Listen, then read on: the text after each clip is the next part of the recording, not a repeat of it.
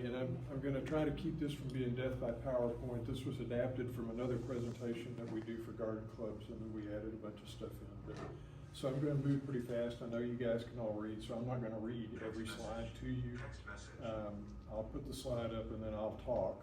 And then if there are questions, ask questions as we go.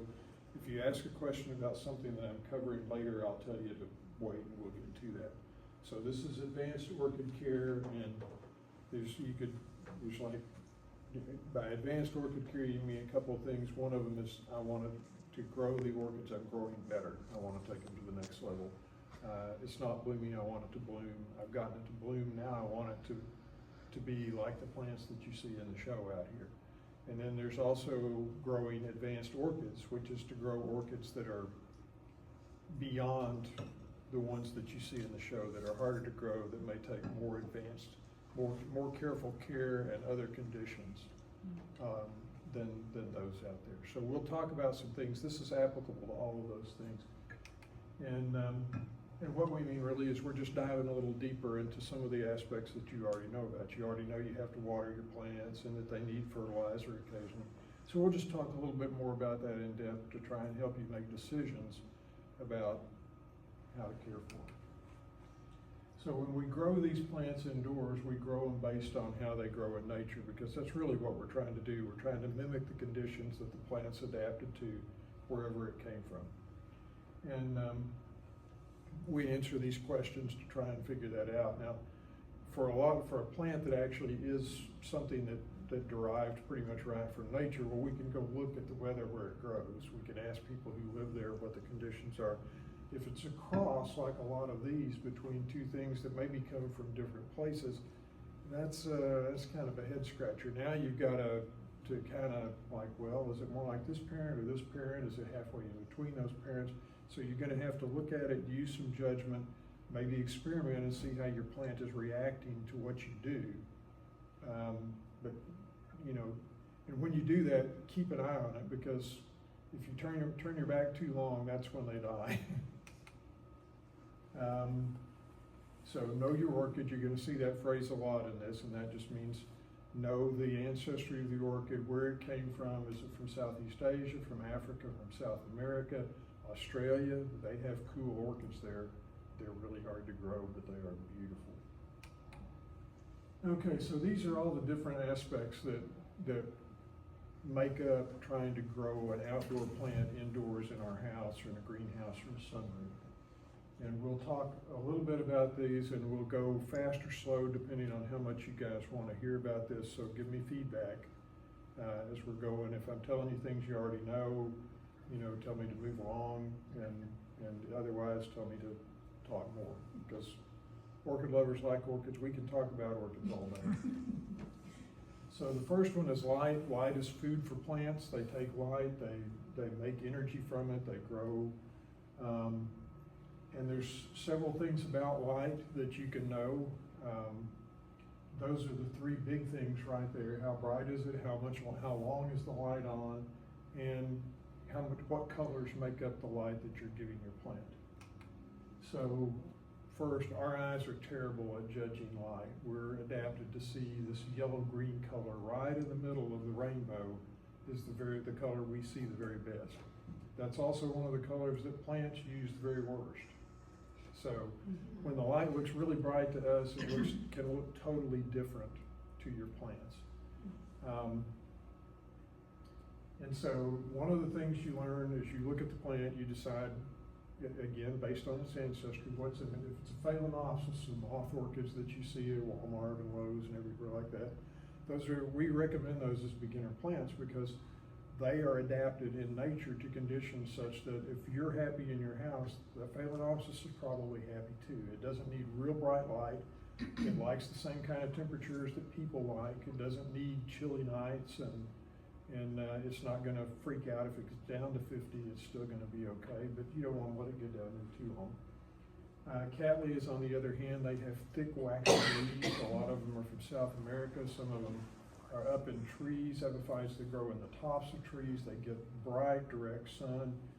They need much more light to bloom and do well. And so, you'll do that. learn about the signals that your plant will give you for light intensity. One of the things that we look at a lot is leaf color. Now, that also means that you know what's normal for your plant, but within your plant, like a Phalaenopsis, we can look at a Phalaenopsis if the leaf color is very light, especially if it's beginning to get just a little bit yellow, there's no disease problem, but the leaf color is just kind of tinting toward the yellow, that plant's probably getting too much light. And it's moving chlorophyll out of the leaves because it's overloaded. It can't use that much light. On the other hand, if the leaf color is really dark green, and especially if the plant looks otherwise healthy but isn't blooming, that's an almost certain sign that it's not getting enough light. And that's one of the first things we tell people: if your plant is healthy and it's not blooming, odds are you need to crank the light up just a little bit. That's the most common cause. If you are a geek like me, you can measure it. You can get a light meter. You can make light as complicated as you want to, and there are orchid people that do, because they just really like geeking out about light. We measure it in lux or foot candles or lumens, and lumens is what you'll see if you go by a fluorescent fixture, for instance. It'll be lumens. But lumens is a unit that was designed with the human eye in mind. So again, it's not going to be representative of what the plant sees. It can still be useful though. There's things that are useful. It does give you some idea how much light the light is putting out, and so that's good to know. Natural light with the sun, what you have is what you have. Fortunately, what you have is what plants were designed to use, right? So you don't really have to worry about that. With sunlight, you only have to worry about intensity and duration. The spectrum's covered for you. Artificial light, you can mimic the seasonal variation and how long the light is on, and you can buy cheap timers now, cheap digital timers that you can set. Some of them you can even give them a latitude, how far north or south of the equator you are, and it will automatically adjust the day length for you throughout the year, a minute or two longer in the spring up to the high in the summer, and then down to the low at the solstice. I don't mess with that. I just have 12 hours on, 12 hours off. And it seems to work just fine. You do need, in general, hours of light a day. You can make up a little bit for a lack of intensity with a longer duration. If your light is not quite as bright as you want, you leave the light on another hour or two, and you can make up for that. There's a limited amount of how much you can make up for one thing by doing something else, but you do have some latitude there. Natural light's the very best. Artificial light, I said that. The plants need blue and red light, and you'll see these lights that come with blue and red LEDs, and we call those blurple lights. And we don't like blurple lights. They make the plants look weird, and the thing is that plants are not stupid, and so even though red and blue is where chlorophyll absorbs the most energy, they are designed to be able to use some of those other frequencies in there too. So you don't have to use blurple lights. If you're we use, and we shouldn't, but we use cheap LED shop lights from Sam's. And for a lot of things, they work absolutely fine. The person that we had come talk to our society specific, she did a whole program on light, a very good one. She likes full spectrum LED shop lights, and you can get those. You pay a little bit more, but you can get those on Amazon. You can get a 6-pack of those things for, in the end, it's not much more expensive than the lights from Sam's, and that's really what we should be using, because if it's a full spectrum light, it mimics the spectrum of sunlight. And so you know that your plant then is getting all of the colors that it needs. Oh, there's the bubble.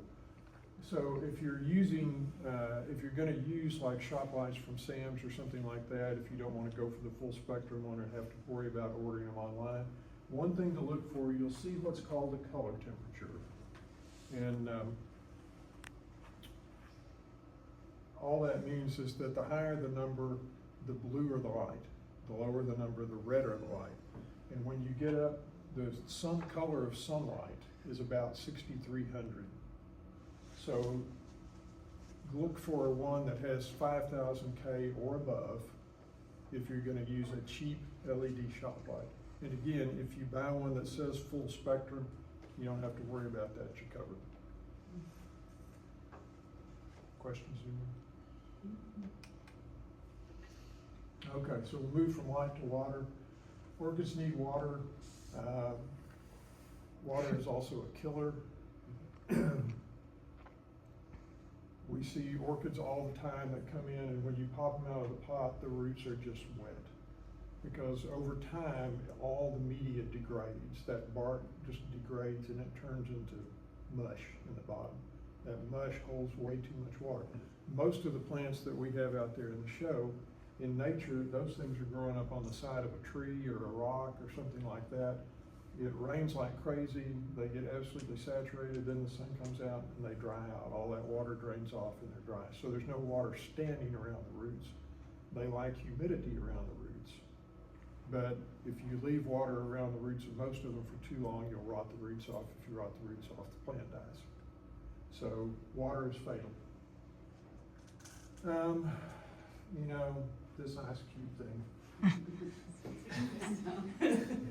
It was done as a marketing thing, and from the standpoint of marketing, it was genius.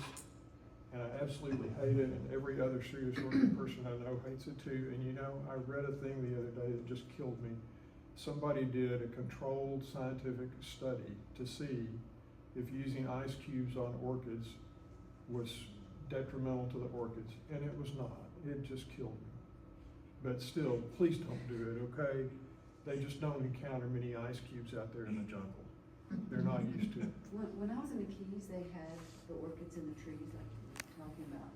They would go around and they would just spray them with a little spray bottle. Yeah. And is that all the water that they need? And Yeah, how most of often? the time it is. Yeah, absolutely. We have orchids at home that we do that. We have them mounted. We'll talk about the substrates, the mounting things. We have them mounted on something like this. And in the greenhouse, we have a hose with a water breaker on it. We just go by and give them a squirt. And that's plenty. And a lot of those. How do you do that? Well, it depends on the orchid. There are some that like to be wetter, but like the Cattleyas, the corsage orchids, some of which we have out here, they'll probably be fine with no more than once every few days. Probably once a week is plenty. And in pots, it might be once every 2 weeks. Well, I have one that's in a pot, but the roots are like growing out, and so Is it a phalaenopsis? Do you know? What it is, I have a picture though. We'll, Got a picture, I can tell you what it looks like. Well, get the picture up, we'll take a look at it in a second. So phalaenopsis are if the media is beginning to degrade, if it's been in the media for a while. That's it right there. That is a phalaenopsis, yes. Okay. And can you see the roots on there that are sticking out? Yes, yes. So you might. And you see how it's starting to turn yellow there like that? You think Yeah, it's too much okay, well, sun? no, there's 2 or 3 things going on there. First of all, those are called monopodial orchids. Monopodial is one-footed because it has that one stem, unlike the others that go put up new stems out on the end of a shoot. And so the bottom leaves are gonna turn yellow and fall off at some point, no matter what you do. They're just gonna, because they're old, they're worn out, and they're gonna be replaced, you hope, by new fresh leaves higher up. And that stem is gonna continue to elongate, and at some point, you'll have to repot it. You know, the bottom of the stem will die, and you'll have to take off the dead part and repot it lower down into fresh medium. But the roots that you're talking about sticking up, phalaenopsis do that very frequently. And it really bugs some people is because it's not neat. You know, they want it to be neat. The plant doesn't care if it's neat or not. So those roots are just fine. I just was concerned it wasn't get enough moisture, It's so I trying to would escape. spray it. You know, In I'd some spray cases, it. they'll do that if the media is beginning to degrade because the root doesn't want to be in the waterlogged media, so it's staying up above that. So check your media and make sure that your medium is in good shape.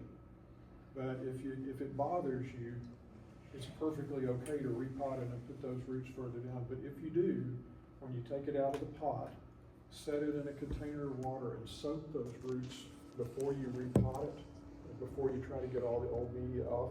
Because if those roots are dry, they're brittle and you'll break them.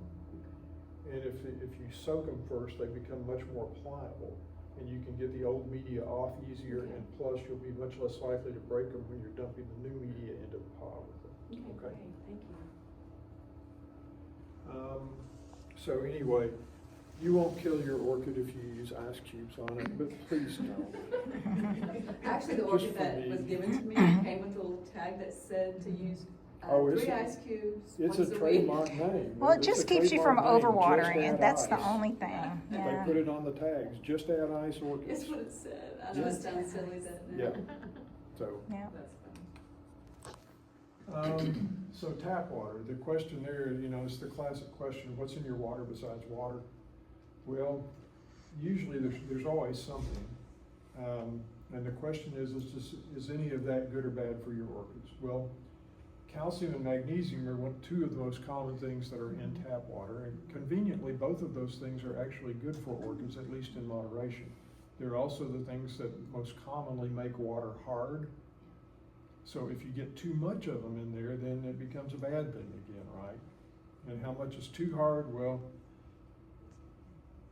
it depends a little bit on the orchid, but we can give you some guidelines, and we will here in a second. So, salts in your orchids, the calcium and magnesium in there are in the form of salts. Basically, almost anything that's in there that's inorganic is going to be in the form of a salt. And so, have you guys ever seen a pot that looks like this, with all this crud around the bottom like that? So, you put a plant in there, you pour water in there, some of the water drains out, the rest of it evaporates, you pour more water in there. But all the stuff that's in the water doesn't evaporate, so it stays in there, and this stuff builds up. And over time, that can increase the salt level in the pot to the point that it kills the roots. So you want to be careful about this, especially if you have hard water, and that's more commonly in our area for people on well water, because our municipal systems, if you're on the Beaver Lake water system, we have pretty good water here. We really do. We know people in California that water their orchids with water that's 4 or 5 times as hard as our water here. So hard that they water to give them water, and then they have to come along with reverse osmosis water and rinse the hard water off before they stop. You can go get the online report from Beaver Lake Water District, and you can see exactly what's in the water. You can see the calcium and magnesium and how hard it is, and the measurement of what they call parts per million of hardness. You'll see TDS is the name of it, total dissolved solids. You can also test that yourself. I bought this on Amazon. This is a TDS meter. It cost, I think, $12. And because I'm a geek, the first thing I did is I got out my calibration solutions and I checked to see if it was any good, because it was $12 on Amazon. And surprisingly, it was pretty accurate. So it's certainly good enough that I use it with my orchids to measure. I also use it for things like determining how strong my fertilizer solutions are, if they're appropriate. But you can use this to see what your tap water is. You can use it to see how much fertilizer you have in your water. It's a handy little thing, and it doesn't cost very much. You can get much more expensive ones like this, but I wouldn't. I would just use one of the cheap ones. And as far as guidelines, our Beaver Lake water is usually in the range of 85 to 115 parts per million of total dissolved solids. And that's fine. When it starts getting up close to 300, that's pretty hard. And you want to, if you're around 400, you want to be really careful about every time you water. What you want to do is to flush. So you would want to water not just a little bit, but at least once every week or so. You would want to take that plant somewhere and just garden hose it, so that you dissolve any of the salts that have accumulated in there, dissolve them back out and wash them away. Okay, so that's how you deal. If you don't want to go with RO water or something like that, that's how you deal with salt accumulation and buildup. Okay, any questions about this? Okay. Too high in salts, we've talked about that. Flushing with good water, we've talked about that. What's good water? The best water are these things down here. Rainwater, some places, by the way, is not suitable for putting on your plants.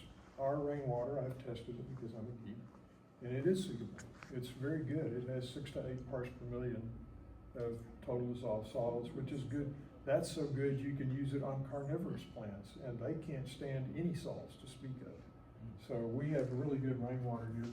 Reverse osmosis water, you guys see all the advertisements for RO systems all over the place.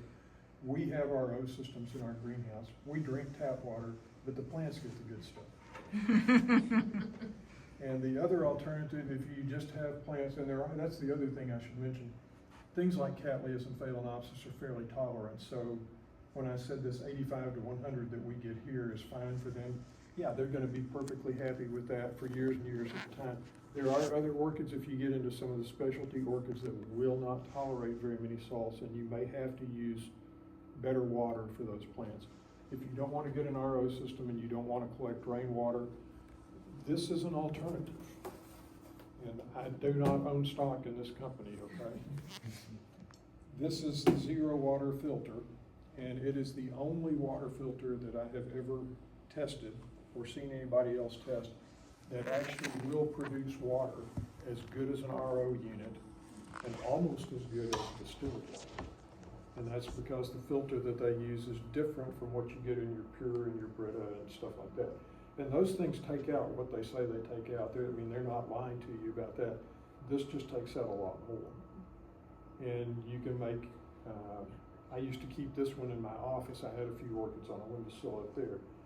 And I think I would get 55, 60 gallons of water through it before I had to replace the filter. So if you just had 1 or 2 plants that were sensitive and you wanted to take care of them, this is an economically feasible alternative. Okay?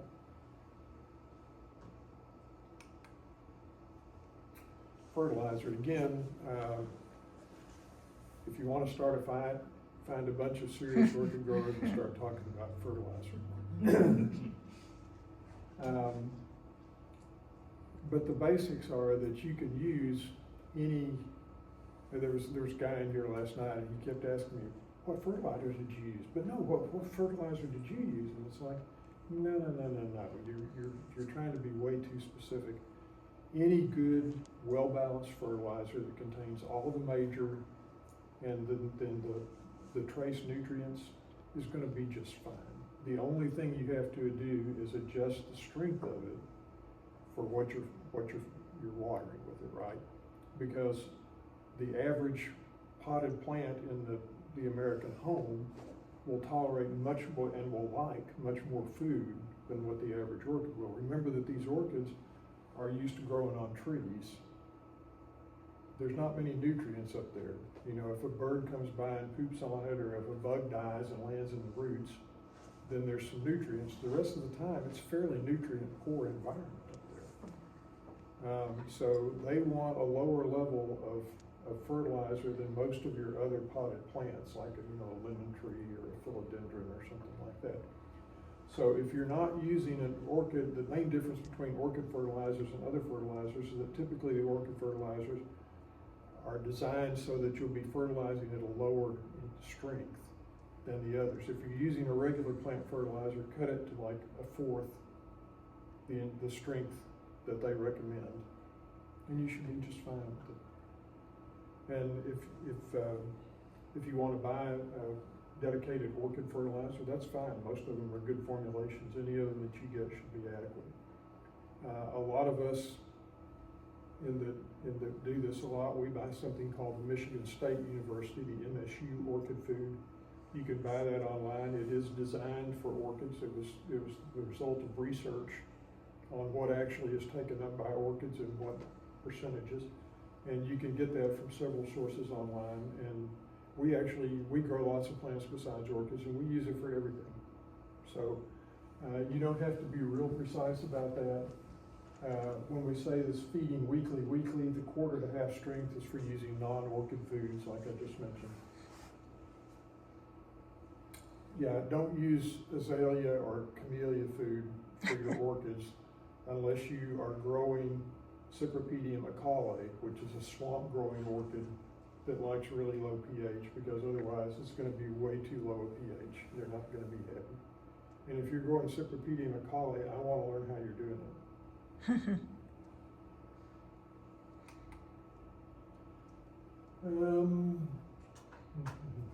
Okay, these are the major nutrients. Most people consider the first three, nitrogen, phosphorus, and potassium, to be the major nutrients. We also consider calcium and magnesium to be major nutrients. They are really essential for orchids. So much so, one of our friends is a professional orchid grower in California, has been for 40 years. And among his numerous degrees is one in plant physiology. And so he studies orchid nutrition a lot. We pick his brain every chance we get. We learn something every time we talk to him. And he's the one that put us onto this stuff. It's called, you'll see it as Garden Lime. We got this at Lowe's, but they have it lots of places. But what it is dolomite. Dolomite is a naturally occurring mineral. If you're a chemist, it's a double carbonate of magnesium and calcium. So you get both magnesium and calcium in one thing. They just grind up the rock, and you guys can look in this bag later if you want. And Alan, our friend, he swears by this stuff. He uses it for everything, and he believes that you cannot overuse it. You know, if you use too much fertilizer, you can burn the roots right off a plant. He swears that you cannot damage a plant with this. I'm not gonna go that far, because if I say that, somebody will go heap like a huge cupful on one of their plants and it'll die and they'll be mad at me. But I will say that we use a lot of that stuff and we never see any toxicity problems or any issues with that. And there are certain plants, if you like the slipper orchids that people grow out here, a lot of those you absolutely must provide extra calcium over and above whatever is in your fertilizer for them to perform well. Because in nature, they grow on calcium carbonate cliffs in Southeast Asia, and they are used to having tons of calcium available to their roots. So most of the others, a little dolomite is fine. For those, it's pretty much essential. They'll grow, but if you want flowers, you better add some dolomite. And if you go to a professional orchid nursery that grows slipper orchids, usually in the fall when they start to put on new growth, you'll see that powder in every single pot. And I think that bag, which lasted us for years, cost, I don't know, $7 or $8, something like that. So lots of bang for the buck. Strongly recommend dolomite.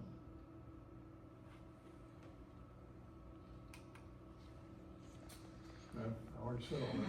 I already said all of that. So one of the things about using fertilizer, and this is again something that Alan and some other people have put us onto, these tropical orchids, they don't drop their leaves. Most of them, well, some of them do, but most of them don't drop their leaves like the trees do here in the winter. But nevertheless, wherever they come from, there are seasons, and there are seasons when they grow each year and seasons when they don't. So when they're growing, they need lots of fertilizer and more water and everything to build new tissues.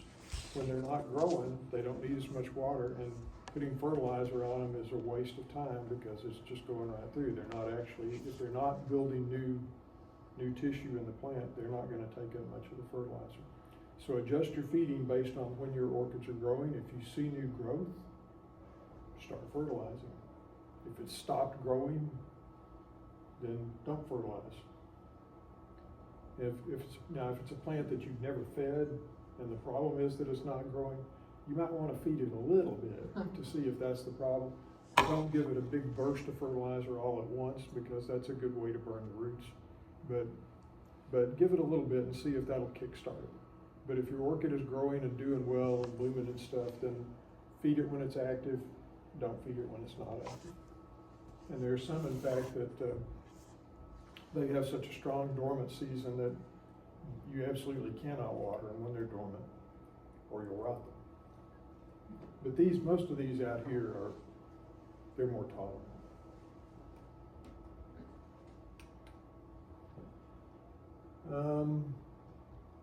And that's the other thing, is that when they're growing, As the days get longer, there's more light. Plants can work longer because there's more light. So if they're growing as the days get longer, then you need to maybe feed a little bit more, or up the strength of your fertilizer just a little bit. So if you've cut your fertilizer to a quarter of the recommended strength, but it's middle of summer, the days are really long, the plant's really growing and putting on mass, maybe kick it up to half strength for a month or two there at the height of the season. Then back down to quarter strength, and then when it stops growing, just switch to plain water. Make sense? I mentioned that already.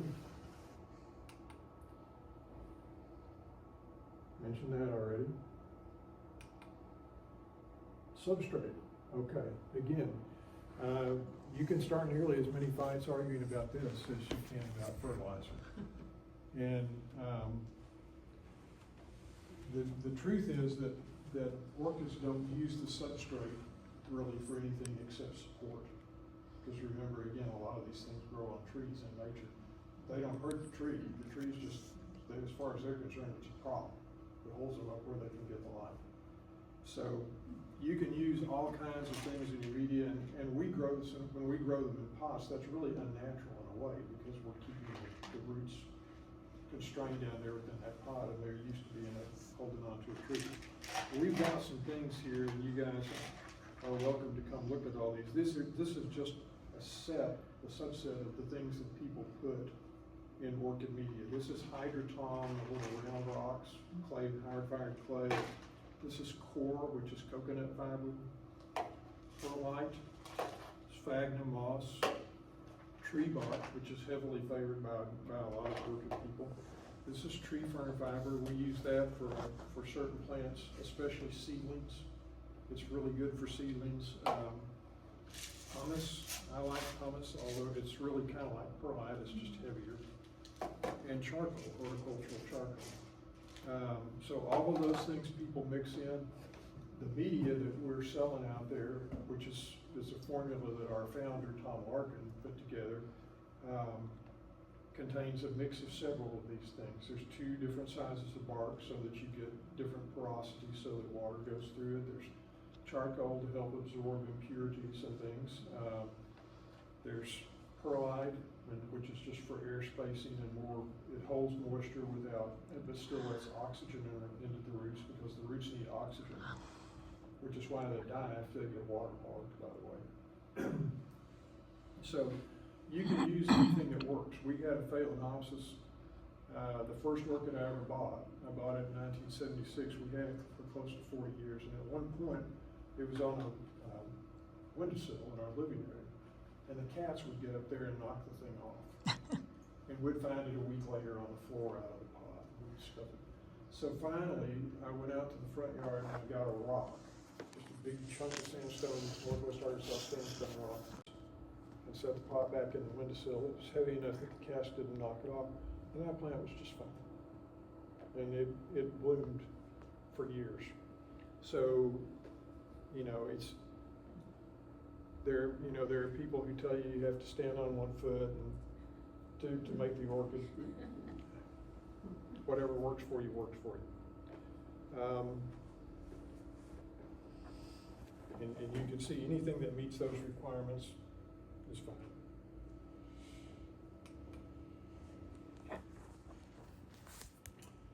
Mounting. This is a cedar fence post from Lowe's. Makes a great orchid.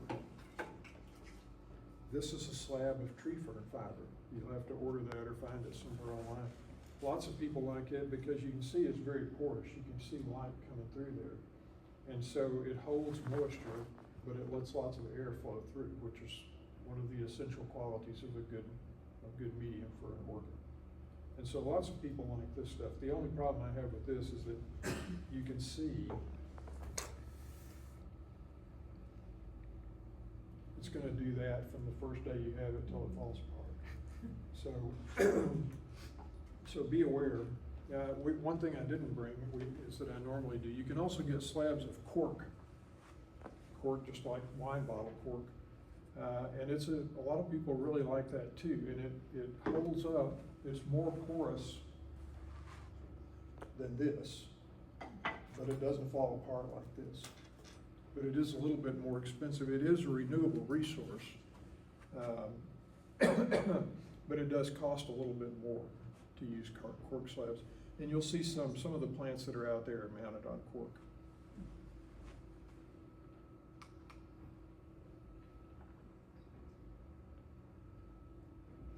And so that's a point too. How you like to water has a little bit to do with how you pot or mount your orchid. If you like to water a lot because you're trying to avoid those waterlogged roots and you don't want to destroy your medium too fast, use a more porous medium. Maybe go to a little bit bigger sized bark, add some more perlite in there, some more charcoal or something, just to keep it porous, let the air flow through it. And then you can water more and you'll be just fine. You won't hurt the plant. If you don't want to water but once every 2 weeks, use a little finer bark and you know, a little more compacted medium. It'll hold humidity in there, but it won't, because you're going longer between watering, you won't waterlog your roots.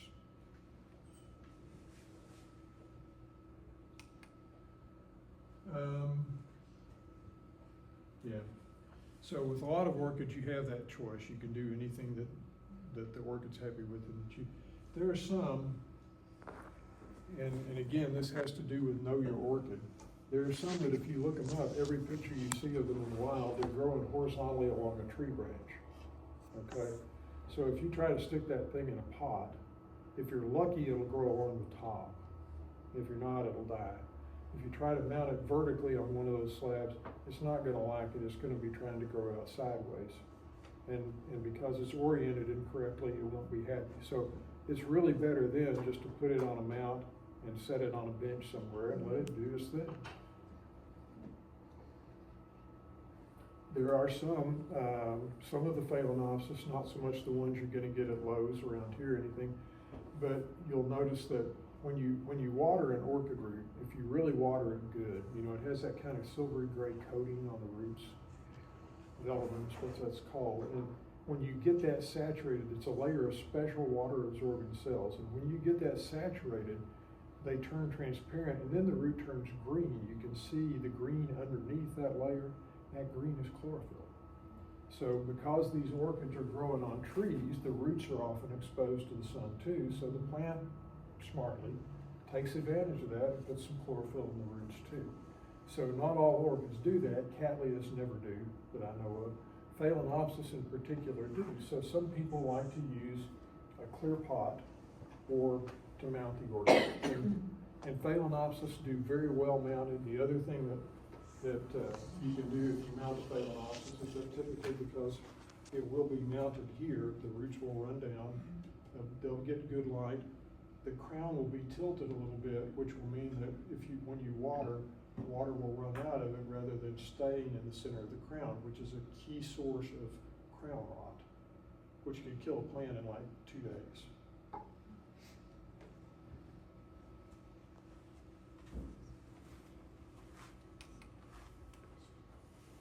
Temperature. So, I have a question. Yes. I believe I have an South Asian plant. Getting blue is one of the few colors that's very rare in orchids. Okay, like if you want a true Delphinium blue or cornflower blue, you're not going to find it unless you go to Australia, and then it's going to be a plant that very few people can grow. So people are always looking for blue orchids, and in Japan, where they take obsession to a whole new level, they actually genetically engineered the blue gene from, I think, cornflowers. Is it cornflowers or delphiniums, Kathy? They genetically engineered that back into a Phalaenopsis. And by golly, that thing is blue. So if you got a couple $1,000, you can, the first ones were $10,000 or more, which to the Japanese serious collector, no problem. I think they've gone down now to where you can actually get one for a couple of $1,000 if you know somebody. I don't, and I'm not gonna buy one at that price anyway. Temperature. Any other questions? Did I answer your question? Yes. Okay. Thank you. So orchids, like everything else, they come from diverse habitats. Most of the ones that we sell, we try to pick plants that people can be successful with in their homes. So we try not to bring in anything that needs 40-degree nights, or that can't handle a drop below 65 degrees. And there are some of both. Or that needs, that only grows if there's cool running stream water around the roots. No, so you won't find those here. But most orchids are used to getting that 10 to 15 degree temperature drop at night.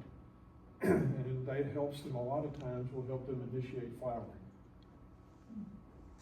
And one way you can do that, if you're growing in a window or a sunroom, typically you'll get that drop anyway, so you may not have to do anything at all.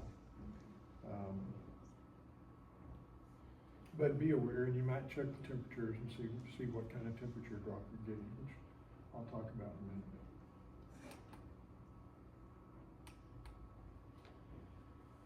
One exception, cymbidiums.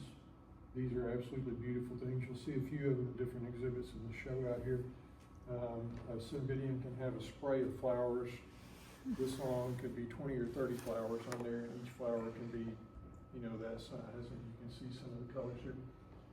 They're undemanding in a lot of ways to grow, although I will say that we have trouble flowering, Kathy and I have trouble flowering. But they really like bright light and cool temperatures. So if you want to grow one of these things, first, it's going to be a 5-gallon pot, probably, when it's mature. But you need a place like a patio or a sunroom door that you can put it right up against the glass so that it gets lots of light and so that it gets as much chill at night as possible. And you can leave those things outside until it gets down to 37, 38 degrees in the fall. Just, like they in fact, they like that. That's like they're happy in that weather. And if you can give them that, then they're absolutely fantastic. What about the high temperatures? What are the highest temperatures that they can tolerate? Again, depends on the orchid.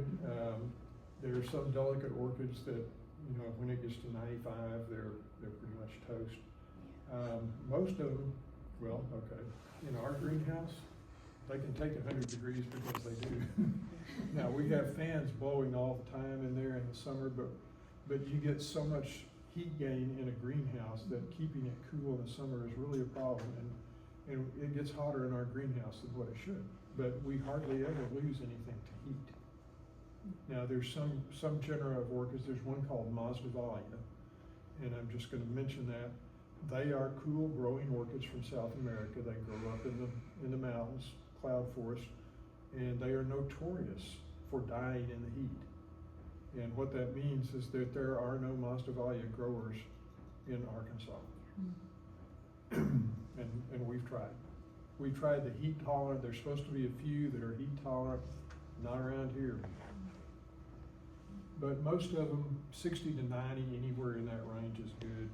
If you're getting above 90, you're pushing it a little bit, but if you keep an eye on the plant, and especially if there's air movement, you're probably okay. Some of the cattleyas even, I mentioned the cymbidiums can go down to 37, 38 degrees. A lot of the cattleyas will take 50 degrees or even lower than that just fine, especially if it's just overnight, or for a night or two. And if you have a question about a specific orchid, we can try to address that too. What does that mean, soil, not bark? So cymbidiums Oh, yes. don't like bark? I mentioned that when we were talking about substrate. The thing that a lot of these things have in common is that they're not dirt. These are not, the orchids out here for the most part do not grow in dirt like an African violet or a philodendron. They need something that's has much better drainage than that. Cymbidiums are actually terrestrial plants for the most part. Now you can grow them in small bark, but they will not be as happy if they're in a big bark mix that doesn't retain any water at all. So.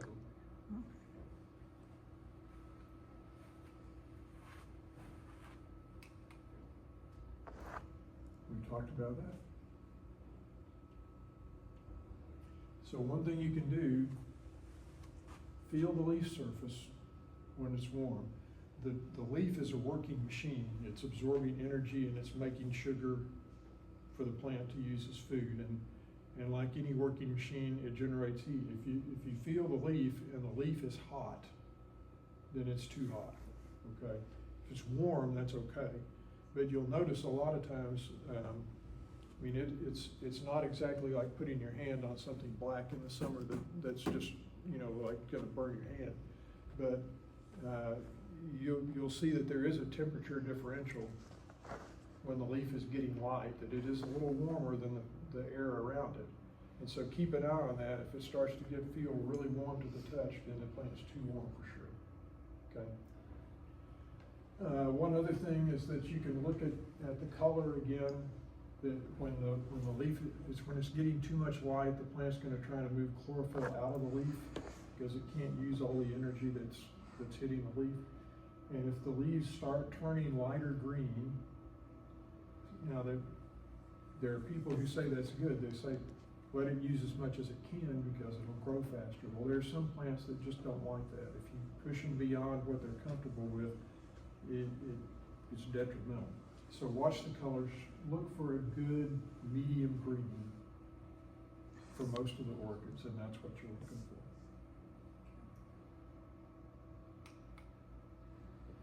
Humidity.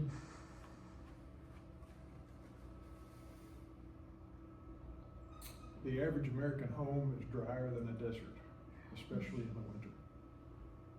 And that can mean, you know, 15, 20, 25%. We struggle, I mean, we grow lots of plants and we struggle to keep our humidity above 35% when it's cold outside, just because of the temperature differential from the air inside and outside. If you can get it to 50 to 60%, your plants will thank you for it.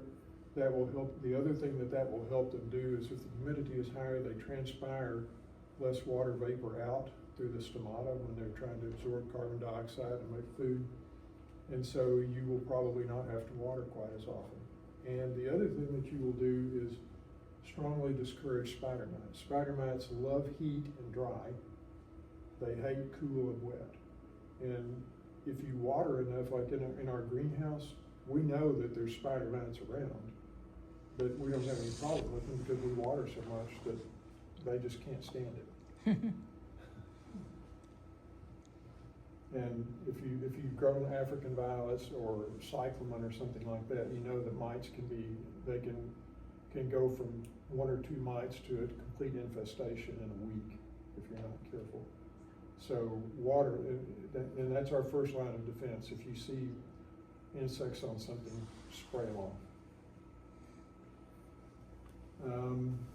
Yes, if you mist for humidity, misting is good, but be aware that if you mist with tap water, you are misting with tap water with salts in it. And so you'll make the salt spots on the leaves and you'll contribute more salts to the pot itself. So misting may be another place where if you want to invest in a little bit of reverse osmosis water or zero water or something like that, so that you're not leaving mineral deposits when you mist, may be worth it to you. Pest and problem management, yeah, we could do a whole class on that. What's wrong with my orchid? I mentioned if you want to know what's wrong with your orchid, there's no guarantee that we can tell you, but if you bring it to one of our meetings, we'll sure try. Mm-hmm. You'll get a lot of people looking at it with you, and we have some people who are pretty sharp on orchids. Some basics. Diagnosis. I'll let you guys just kind of read through all that. And this is kind of like getting a medical diagnosis. You don't stop when you get to the first symptom. You make sure you have all the symptoms right, because you can have more than one problem. And a lot of these things are pretty diagnostic. If the leaf damage has a bad odor, then you know it's a bacterial or fungal infection, and that's something that can spread very rapidly and kill a plant in just a matter of days.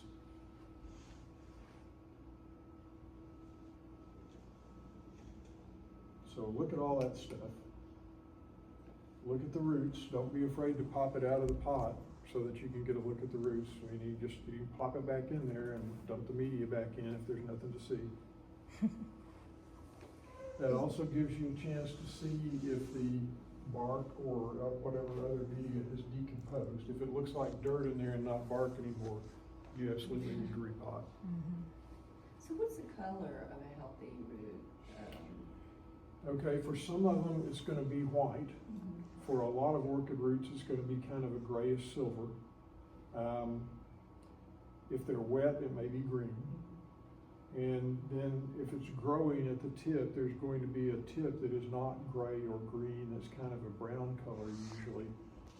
Or sometimes, and usually brown. Problems here.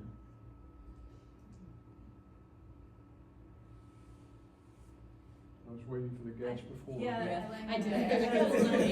I was wondering, are we supposed to gasp, or are you gonna gasp? I was hoping for a gas before from the audience, but I rarely get it. What's a thread? Let's see. Most of the insect pests are sucking insects. They suck the sap of the plant, and so they're taking out essential nutrients from the plant. Basically, you just want to get rid of the pest or kill it as efficiently as you can. We don't like to use insecticides, and so we try to handle everything that we can with manual cleaning or with spraying the leaves. You'd be surprised. A lot of workers can actually take a pretty vigorous spray, and that works really well for getting rid of pests. That's one reason, in fact, that pests in nature helps to control them, is just rain washes a lot of them off. Or other pests that aren't pests. I was curious if there are like other insects or critters that have a more friendly symbiotic relationship with Yes, there orchids are beneficial insects, and in fact, there's a company called Arbisco that you can order things like. They have scale eaters that eat scale insects. So you can get lace wings and things like that you can release in your growing area. If you don't mind, you may not, if that's your house, you may or may not want to. If you don't mind just bugs But yeah, and we've used the scale insects in our greenhouse a couple of times, and we think it makes a difference. Okay. So I encourage you to look at that. You'll find several vendors online. Arbisco just happens to be the one that we used. Occasionally, we do have to use an insecticide. We try to just spray the affected plant, make sure that that the insects haven't moved to any of the plants around it, isolate it for a little bit if we need to. What insecticide do you use is always the next question that people ask, and the answer is there's no good answer. Imidacloprid is one of the most effective ones. Unfortunately, it's one of the ones they call a neonicotinoid, which means that chemically it has a similar structure to nicotine from tobacco, which has been used as an insecticide for hundreds of years, and it's extremely effective. Unfortunately, it's also implicated in bee colony collapse disorder. So if you use it, and we do occasionally, we spot spray that plant, and we spot spray it in a place where there's absolutely no breeze, and we keep it isolated, and it goes back to where it's supposed to go, and we don't ever spray that stuff outside or where it can be carried on the wind at all. And we spray only as much as we absolutely think we have to control the infestation. But there are other things that you can use. Some of them are more effective and are less dangerous to bees, and they are typically things that require you to pass a training class and wear a suit and stuff like that. So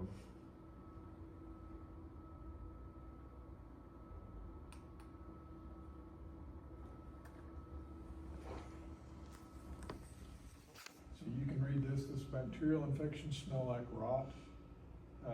Fungal infections just turn the plant to mush, but they typically don't have that rotten smell, but they both are very dangerous and very fast moving. Water standing in the crown of a phalaenopsis is one of the most common ways that occurs.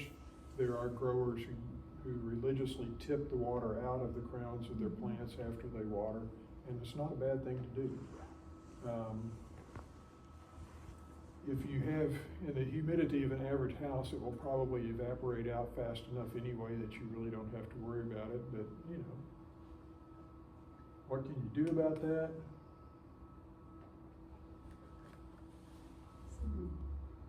Those are the two things, the best things that we found.